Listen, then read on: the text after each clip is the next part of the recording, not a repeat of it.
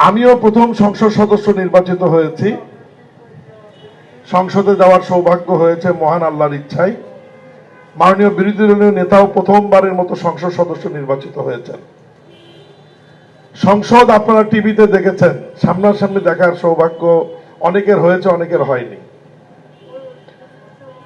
আমার রাজনৈতিক জীবনে বিরোধী দলীয় নেতা, দূরদর্শী, এত বিচক্ষণ বিরোধী নেতা বাংলাদেশের রাজনীতির ইতিহাসে ইতিপূর্বে ছিল না, ভবিষ্যতে হবে কিনা আমার জানা নাই। উনি সংসদটার পরিবেশ এত সুন্দর করে গুছিয়ে কথা বলে রাখেন, আলহামদুলিল্লাহ। এবং সেই কারণেই ট্রেজারি বেঞ্চ এবং বিরোধী দল আমরা মিলেমিশে আইন পাস বলেন, সংসদে তর্ক বিতর্ক বলেন, যাই হোক না কেন, সব শেষে ওনার কারণেই একটা সুন্দর পরিবেশ নিয়ে আমরা সংসদ থেকে বের হয়ে আসতে পারি। আমি ওনাকে এই কারণেই দূরদর্শী বললাম যে উনি ওনার বাজেট বক্তৃতায় ওনার এই নির্বাচনী এলাকার সকল দায়িত্বটি উনি সুন্দরভাবে মাননীয় প্রধানমন্ত্রীর উপর ছেড়ে দিয়েছেন।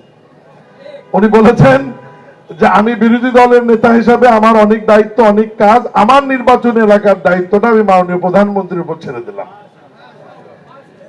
এরপরেই পরশুদিন মাননীয় প্রধানমন্ত্রী আমাকে ডেকে, যেহেতু স্থানীয় সরকার মন্ত্রণালয়ের অনেক গুরুত্বপূর্ণ বিষয় আছে আপনাদের এলাকার উন্নয়নের সাথে, উনি আমাকে আলাদাভাবে অনুশাসন জারি করেছেন যে বিরোধী দল নেতার সঙ্গে সাক্ষাৎ করে ওনার নির্বাচনী এলাকায় গিয়ে মানুষের কি দাবি, ওনার কি চাহিদা, এগুলো আমাদের সীমাবদ্ধতার মধ্যে থেকে আস্তে আস্তে বাস্তবায়ন করবার জন্য। এবং আমি ওনার সাথে পরশুদিন সাক্ষাৎ করেছি, উনি আজকে আমাদেরকে সময় দিয়েছেন। আমি কিন্তু ফুল টিম নিয়ে এখানে আসছি। আমার একটু ভুল বোঝাবুঝি হয়েছে যে ওয়াসা এবং তিতাসের লোক আগে বললে হয়তো আমার জন্য সুবিধা হতো, কিন্তু ওনারাও আসছে রাস্তার মধ্যে আর কি। এরপর ওয়াসার এমডি, তিতাসের লোকও আমাদের সাথে থাকবে। আমরা আজকে ঘুরে ঘুরে সমস্যাগুলো শুনবো, দেখবো।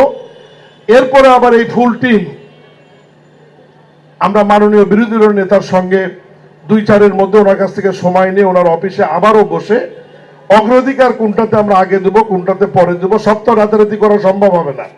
অগ্রাধিকার ভিত্তিতে আমাদের যেহেতু দীর্ঘ সময় আছে, 3 বছর 4 বছর আমাদের হাতে, 5 বছর রয়েছে, আমরা এই সময়গুলোর মধ্যে আমরা আস্তে আস্তে ইনশাআল্লাহ ওনার পরামর্শ ক্রমেই আমরা বাস্তবায়ন করবো ইনশাআল্লাহ।